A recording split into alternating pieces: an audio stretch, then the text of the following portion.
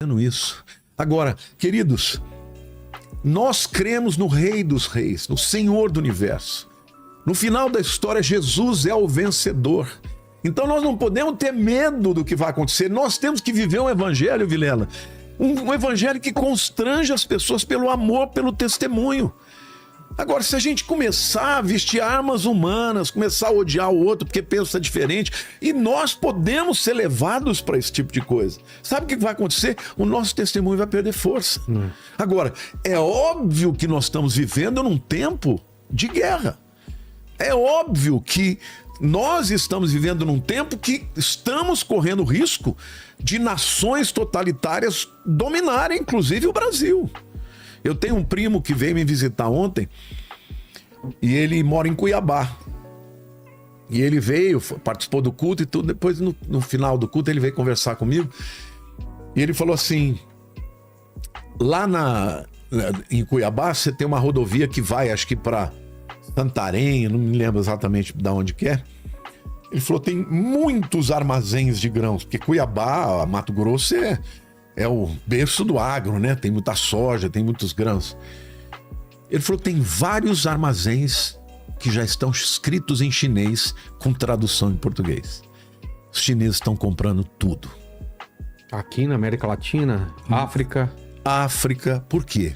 Porque primeiro eles vão mandar os grãos para lá. É, o novo caminho da seda, né? E aí depois eles vão começar a controlar preço. Essa história de querer mudar o dólar para uma outra moeda do BRICS. Veja quem são os BRICS hoje. É Rússia, é China, Índia, Irã, Rússia, Brasil. Quer dizer, são nações que estão ou já são totalitárias ou estão caminhando para o totalitarismo. Então você vê claramente que existe um perigo. E nós devemos nos posicionar, mas não adianta você achar que vai bater de frente, vai guerrear simplesmente na força do braço.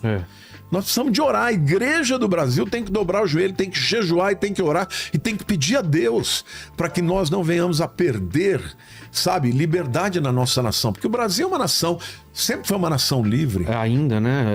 Livre, onde você pode professar sua fé.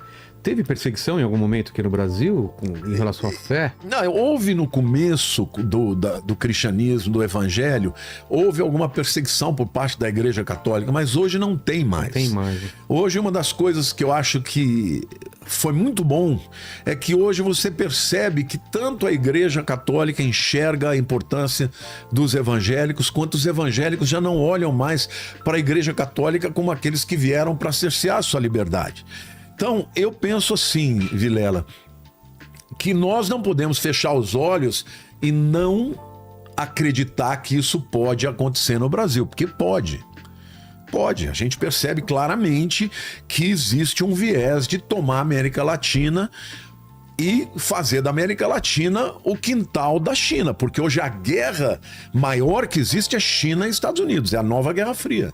Só que no tempo da Guerra Fria, pós-Segunda Guerra, era diferente, porque o mundo não era globalizado.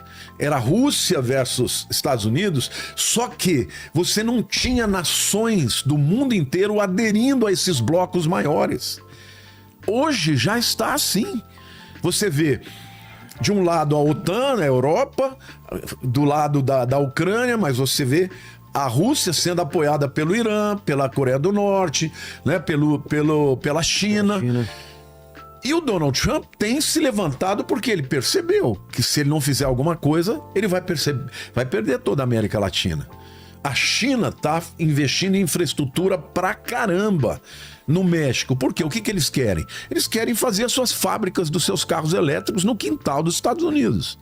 Agora, se os americanos não perceberem que isso vai desestabilizar o próprio país deles, o que o Trump está fazendo?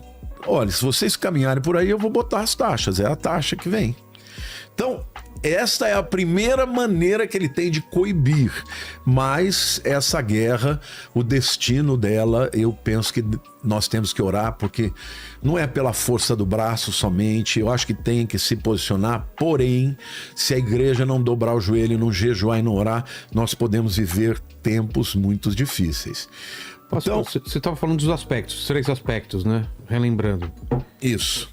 A sobrevivência, né, do individual, né? A sobrevivência do indivíduo, a oposição de Satanás à pregação do evangelho. A sobrevivência do indivíduo depende dele ser forte em Deus. A gente falou bastante disso. E Deus promete fortalecer o seu povo. Promete fortalecer de tal maneira que o seu povo não seja destruído pelo inimigo.